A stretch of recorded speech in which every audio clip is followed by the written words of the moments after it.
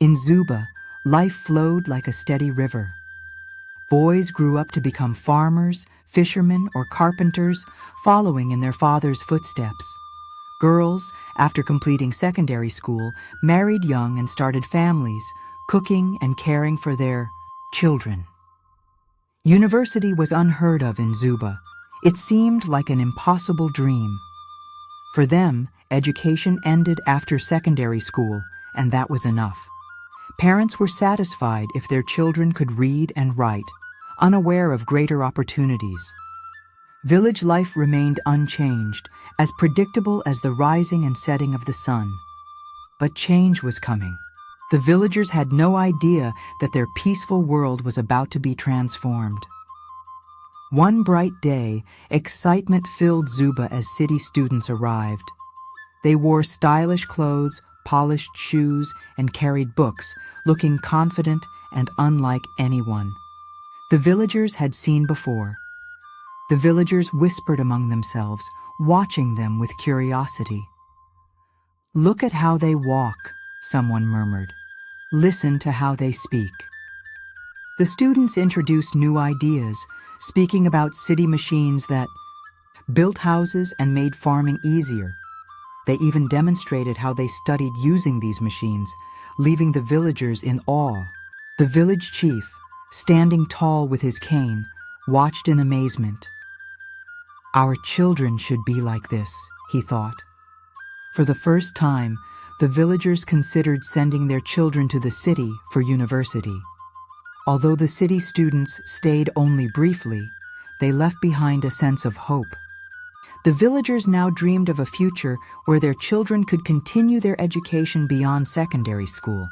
They wanted them to dress well, walk with confidence, and gain knowledge like the city students.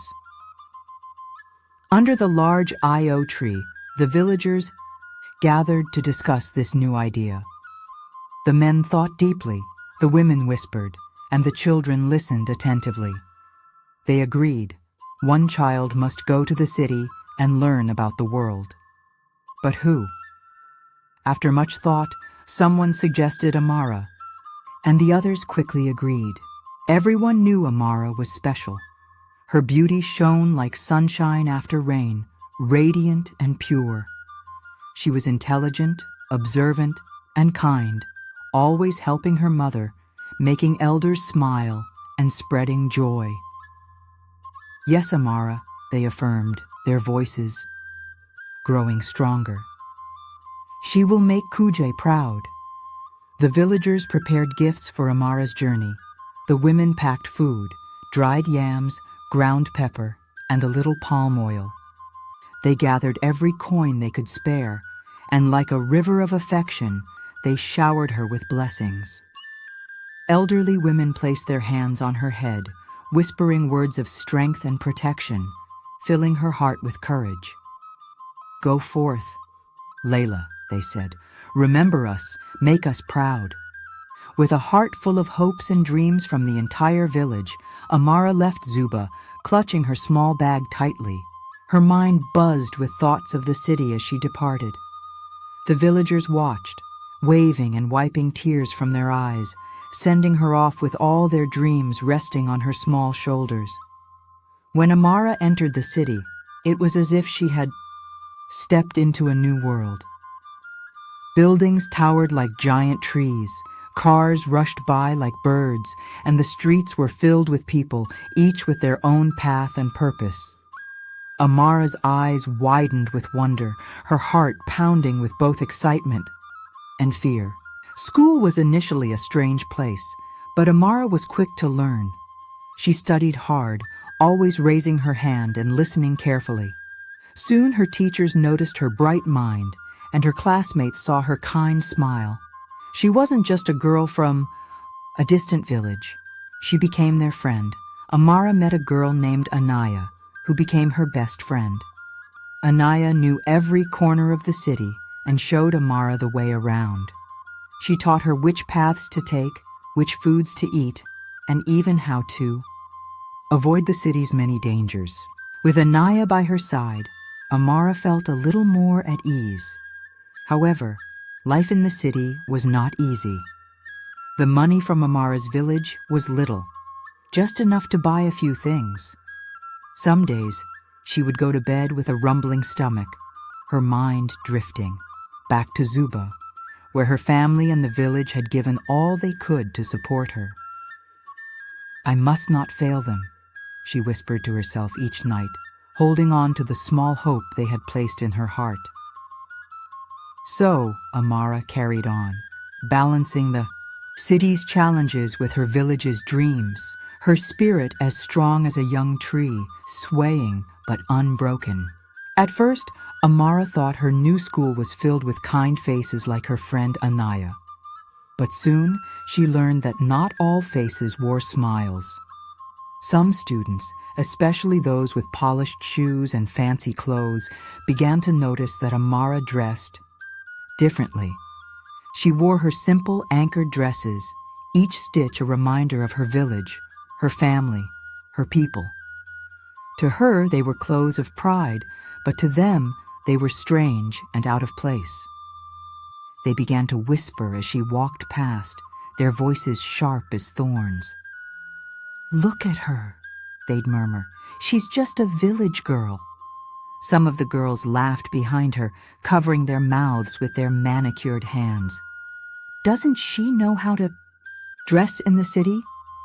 Each word stung like a bee sting, small but piercing. Amara tried to hold her head high, to ignore their laughter and hurtful words. She would walk quickly, hoping the day would end soon, hoping that tomorrow would be better. But each day, the whispers grew louder, and the laughter turned into taunts. They began calling her village girl, as if it were her name, each word echoing in her mind. Some of the boys teased her too, nudging each other and smoking as they saw her in her simple clothes. They'd block her path, their eyes cold. "Go back to where you came from," they sneered. "You don't belong here." Amara's heart grew heavy, and loneliness wrapped around her like a shadow that wouldn't leave.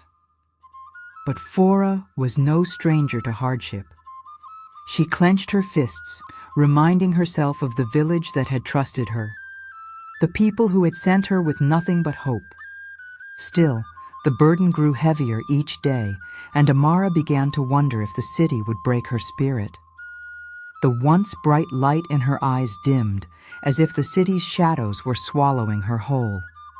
As time passed, Amara couldn't help but notice something odd about her friend Anaya. Though Anaya's family didn't have much, she always seemed to have money, new shoes, snacks, and the latest dresses.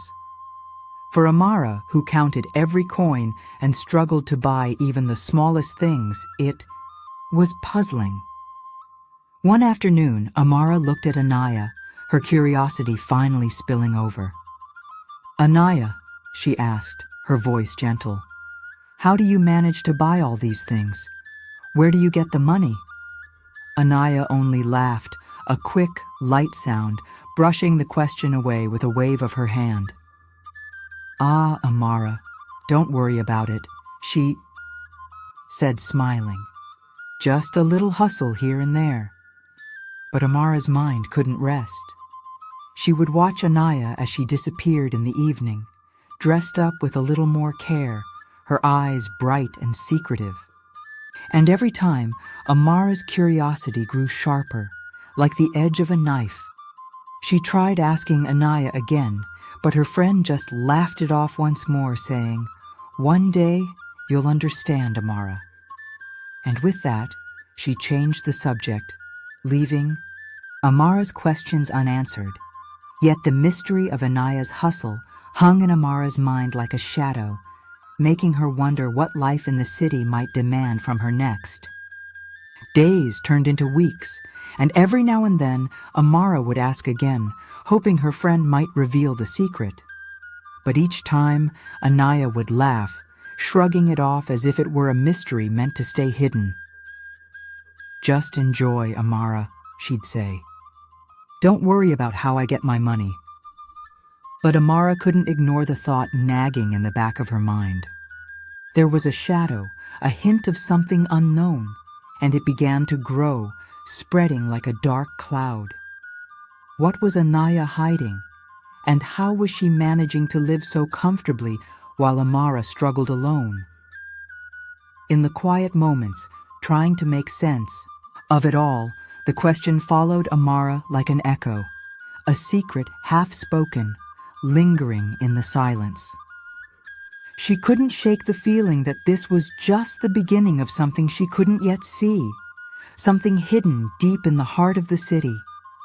Time slipped by like sand through her fingers, and Amara's small stash of money soon ran dry. The city's demands were endless, and each day Amara's hunger gnawed at her, a sharp reminder that the little her village sent was never enough. Her stomach would growl like a restless animal, the ache growing louder as her hope began to fade. She would sit alone in her small room at night, a simple candle lighting her letters. "Mama, Papa," she wrote with trembling hands. "Things are hard. Here. I don't want to be a burden, but it's so different in the city." She sent letters hoping her words would bring more aid, but Zuba was a poor village. They sent what they could, small parcels with dried fish or a few coins. Her mother's letters were filled with love and worry, but Amara knew her family was stretching themselves thin to support her. Days turned into long, hungry weeks. She could barely focus in class, her mind drifting like smoke, too weak to keep her thoughts steady. Her stomach growled during lessons, each sound loud as thunder, but she tried to sit still, ignoring the laughter from her classmates. Amara knew she couldn't let the village down, but her spirit was breaking slowly, piece by piece. Nights grew colder, the city darker, and the weight of her hardship pressed upon her like an invisible stone, heavy and unrelenting. Amidst it all, Anaya's laughter echoed in her mind, the friend with easy money, a hidden secret, and no worries. Amara's heart twisted, caught between pride and the bitter taste of helplessness.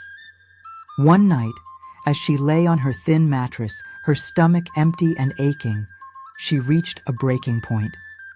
She could no longer ignore the hunger clawing at her, constant reminder of how hard life in the city had become. The next morning, with weary eyes and a heart heavy with shame, she found Anaya outside the school. "Anaya, please," she whispered, her voice trembling. "I need to know. Let me work with you. Whatever it is, I can't keep living like this." Anaya looked at her friend with a serious gaze, her smile fading as she realized how desperate Amara had become. "Amara," she began slowly, "are you sure? This isn't like other work, it's different." But Amara's eyes were resolute, her need too great to turn back now. "I don't care," she said firmly, her voice steadier than she felt. "Just show me. I have no choice." After a long, silent pause, Anaya finally nodded. She led Amara to a quiet corner where the city lights cast faint shadows. "Listen, Amara," she said in hushed tones. "This isn't something you share with anyone. It's a way to make money quickly, but it's not what you'd expect." There, Anaya revealed the truth. Amara's heart skipped, her pulse quickening, as she understood what her friend was saying. This wasn't the type of work she had imagined. It was something that felt foreign, dangerous, something the villagers would never approve of.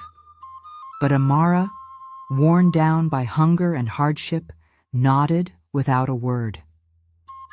"I'll do it," she whispered, her voice quiet but determined. For the first time in months, she felt a sliver of relief, though it was shadowed by a growing darkness in her heart. Her path was changing, and she could feel it, but there was no turning back now. That night, Anaya brought Amara a dress that shimmered like the stars, one that made her look almost like she belonged to the city itself. Anaya painted her face with colors Amara had never worn before, and when she looked in the mirror, she barely recognized the girl staring back. "You look perfect," Anaya said with a nod, her smile reassuring but distant. Amara followed her friend to a bar where the lights were bright and music pounded. The air pulsed with laughter and chatter, strangers moving from table to table. Anaya guided her through it all, showing her how to talk, laugh, and charm. Amara, nervous but determined, followed every step and whisper from Anaya's guiding words. As the night wore on, Amara found herself sitting with a man who handed her money, more than she had ever held. She had entertained the man earlier, satisfying him in the room. The coins slipped into her palm like a gift from another world, filling her with a strange new feeling. She had come with hunger in her heart, but now she felt something else, something close to excitement. When she left the bar that night, her pockets full, the city lights seemed brighter, her worries farther away. She spent freely, buying food and treats she had only dreamed of tasting. For a moment, she forgot everything, her village, her promises, the hope she had carried. All she knew was the thrill of her newfound life, a taste of freedom that felt as sweet as honey. Amara had stepped into a world that was dazzling and dangerous, a world that made her feel alive. She didn't know it then, but with each step, she was leaving behind the girl from Zuba village, the one they had sent with so much hope. One early morning, Amara returned from the lavish home of a wealthy man she had been with the night before. Her body felt heavy, a deep ache settling into her bones, and her skin felt as though it were burning. She brushed it off as mild sickness, just the exhaustion of late nights and perhaps a touch of fever. She slipped into bed, hoping rest would ease the strange weakness that clung to her like a shadow.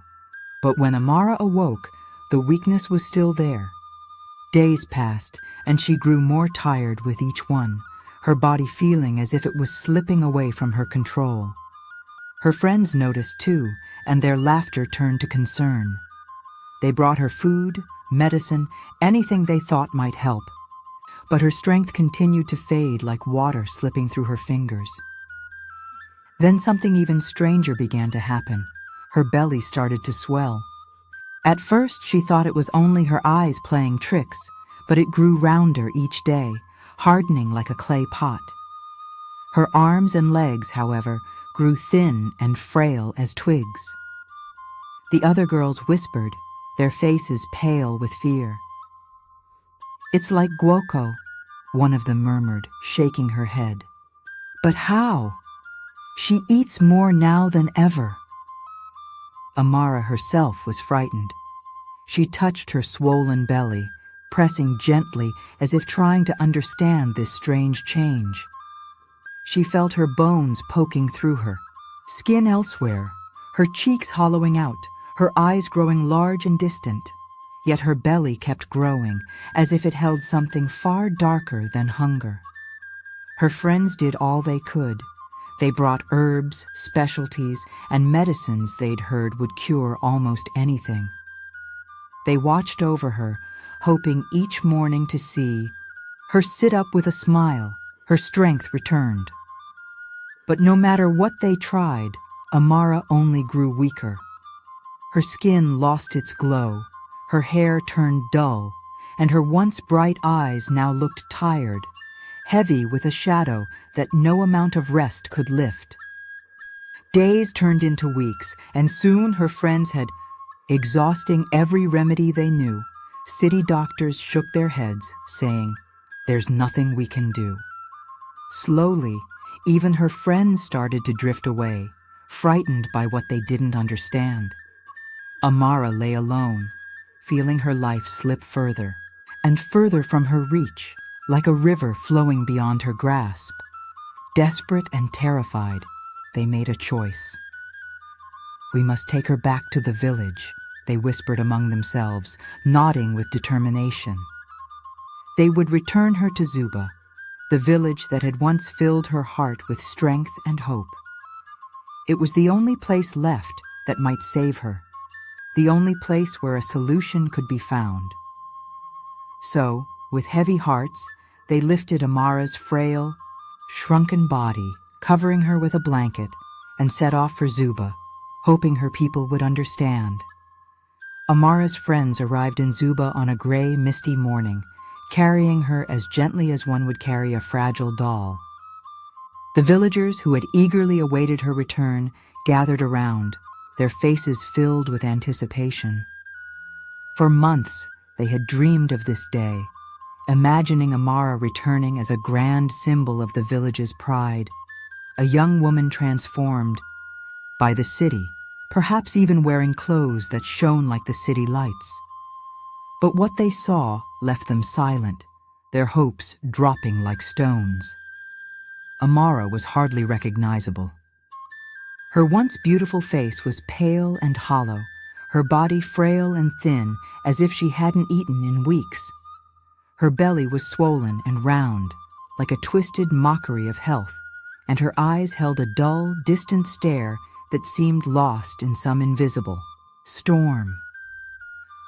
The once vibrant girl who had left with the village's hopes now looked like a ghost, returned from some dark place. Amara's friends, avoiding the villagers' questioning eyes, quickly explained that Amara had become sick, that city life had taken its toll, and that they did not know what else to do but bring her home. They offered no further details, not even mentioning the life they'd introduced her to.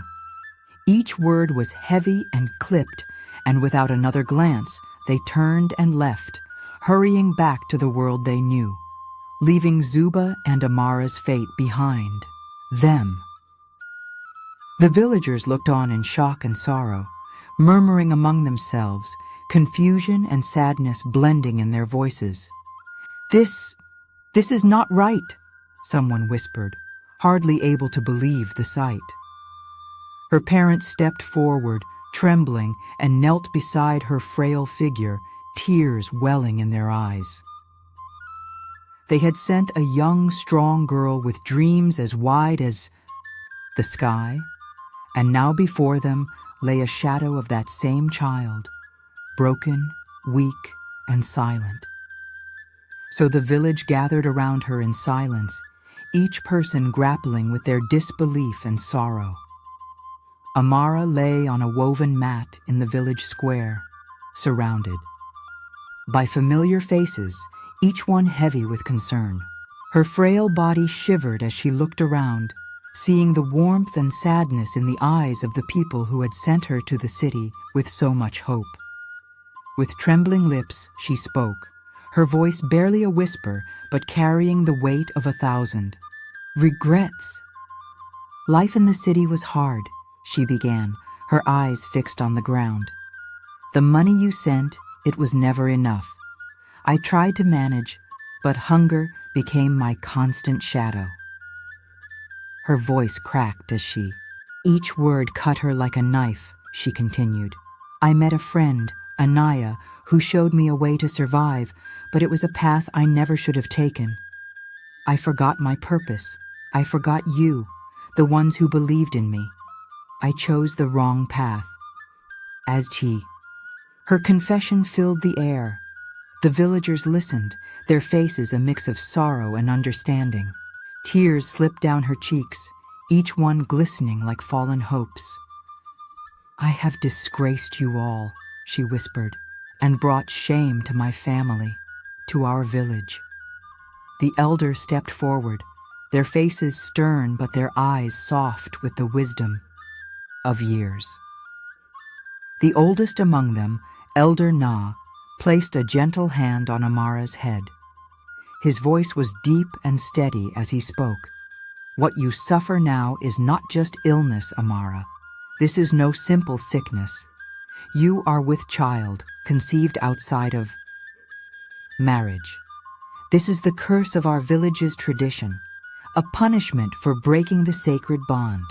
The villagers murmured softly, nodding in understanding. Amara's swollen belly and weakening body were all part of the ancient consequence, one known to every girl and boy raised in Zuba. The tradition was clear. If a young woman got pregnant, outside of wedlock, as Amara had, her body would suffer. Her spirit would weaken as a reminder of the village's honor and values. But Elder Na continued, his voice steady and calm. There is a cure, Amara. The village has seen such sorrow before, and we know the ways of healing. The path back to health will not be easy, but if you're willing, you can be whole again. Amara looked up at the elders, her eyes brimming with both hope and shame. She nodded, grateful for the chance to make amends, for the understanding in their eyes. The villagers gathered around her, their hearts softened with compassion, ready to help her find her way back.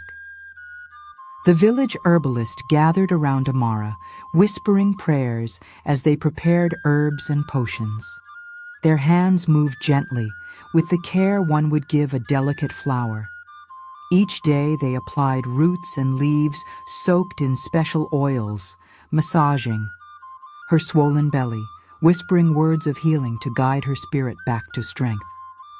Amara lay still, trusting them, feeling warmth return to her bones like sunlight after a long storm. Slowly, Amara's strength returned. Her frail body filled out, her eyes gaining back the light they once held. She began to care for herself, eating the nourishing meals her mother prepared and listening to the advice of the elder women on how to tend to the growing life within her. They taught her how to cradle her belly with love and respect, how to speak softly to her unborn child, to make peace with the path that had brought her back home. Months passed, and the day finally came. Under the moonlit night, Amara gave birth to a baby boy, his cries filling the air like a song of new beginnings. The villagers gathered, offering blessings and prayers for the child's future. Amara held him close, his small face a reminder of all she had endured and the promise of all she would become. She named him Ayod, meaning joy has come home, for he was not only her son, but also her redemption. As the seasons changed, Amara grew determined to finish what she had once set out to do. With her son in her arms, she vowed to return to school, this time with a renewed spirit and a heart full of purpose. Her days were long, balancing studies with motherhood, but she did not waver. She worked tirelessly, each small victory a step toward the life her village had dreamed for her. Years passed, and Amara's hard work bore fruit. She became a respected woman, known not only for her intelligence, but for her strength and resilience. When she finally returned to Kujai, not as a lost soul, but as a woman who had overcome her trials, the village celebrated. They honored her courage and the strength she showed in the face of hardship, seeing her not as a girl who had strayed, but as a woman who had learned and grown. Amara's story became a tale passed down from one generation to the next, a reminder of the importance of courage, resilience, and second chances. The village, once quiet and simple, now carried her story like a precious gem, a lesson to all young ones who would one day follow their own paths. And as the years went by, the people of Kujay spoke her name with pride, for Amara had become the symbol of their hopes and dreams, a beacon of the strength that lived in every heart. I hope you liked the story. If you did, be sure to like the video, share your thoughts in the comments, and subscribe to the channel for more captivating tales. Thank you.